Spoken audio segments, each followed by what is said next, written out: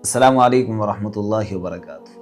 ابھی حال میں منور فاروقی نے فنالے کے اندر جیت حاصل کی تھی اور ہندوستان کے تمام مسلمان خوشی سے ایسے جھوم رہے تھے جیسے بہت بڑی کامیابی حاصل کر لی ہو۔ لیکن آج کیا ہوا؟ ابھی تو مسلمانوں پر ایسا نشہ سوار ہے کہ ان کو اپنے مستقبل کی ذرہ برابر بھی فکر نہیں ہے کہ ہمارے خلاف آنے والے حالات کتنے زیادہ سخت ہونے والے ہیں۔ اللہ ہم سب کی حفاظت فرمائے۔ ابھی مسلمان اپنی مسجدوں میں مگن ہے، نہ اپنی مسجدوں کی فکر ہے، نہ اپنی آنے والی نسل کی فکر ہے، کوئی فکر نہیں ہے۔ آپ ذرا حالات کا جائزہ لے کر دیکھیں، ذرا ان ماہرین سے معلوم کر کے دیکھیں۔ اس میں بہت سارے آپ کو ایسے غیر مسلم بھی نظر آئیں گے جن کو مسلمانوں کے مستقبل کی، ان کی نئی نسل کی فکر ہے، لیکن مسلمانوں کو خود اپنی کوئی فکر نہیں ہے۔ ابھی آپ نے کیا دیکھا؟ گیان واپی مسجد کے اندر کیا سپریم کورٹ نے کیا کہا ہے کہ بھئی اس کے اندر ہندوؤں کو پوجا کرنے کی بالکل اجازت ہے۔ کیا ان چیزوں پر ہمیں افسوس نہیں ہوتا؟ کیا ہم کبھی اپنا سر پکڑ کر نہیں بیٹھتے؟ کیوں ہمیں ان چیزوں پر افسوس نہیں ہوتا؟ کیوں ہمیں ان چیزوں پر رونا نہیں آتا؟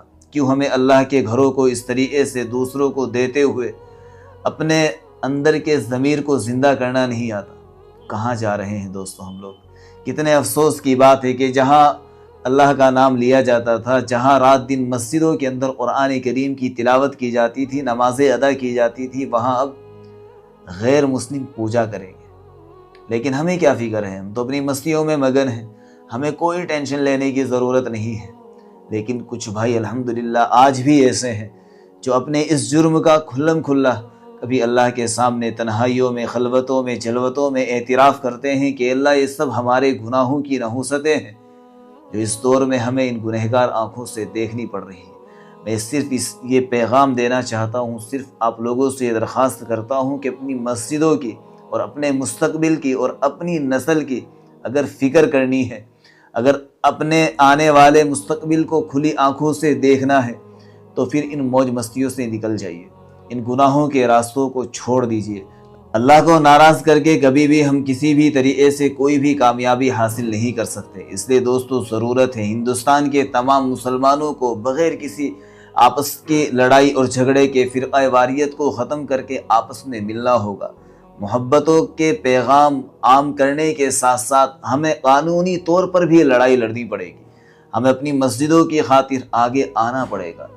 بس یہ ایک چھوٹی سی ریکویسٹ ہے، درخواست ہے کہ اس کے ساتھ ساتھ اپنی مسجدوں کو آباد کیجیے، نمازوں سے آباد کیجیے، قرآن کی تلاوت سے آباد کیجیے۔ بچوں کو بتائیے کہ ہمارے پاس اگر قرآن ہے، خدا کا نظام ہے، تو ہم سب سیف ہیں، محفوظ ہیں۔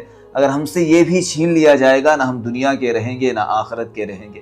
میری آپ لوگوں سے درخواست ہے، ویڈیو کو شیئر اس وجہ سے کیجیے گا تاکہ جو مسلمان سو رہے ہیں، غفلت کی چادریں اوڑھ کر لیٹے ہوئے ہیں، ان کو ذرا سی عقل آ جائے کہ تمہارے خلاف مشورے چل رہے ہیں، تمہاری مسجدوں کو تم سے چھینا جا رہا ہے اور تم مسجدوں میں مگن ہیں۔ اللہ پاک ہم سب کی حفاظت فرمائے۔ دوستو بات لمبی ہو رہی ہے، بس اس دعا پر آمین لکھتے جائیے گا کہ اللہ تبارک و تعالی اس ملک کے اندر مسلمانوں کے وجود کو باقی رکھے اور ہم سب کو اپنی مسجد اور مدرسوں کی حفاظت کرنے کی توفیق دے۔ آمین لکھے اور شیئر کرے۔ جزاک اللہ۔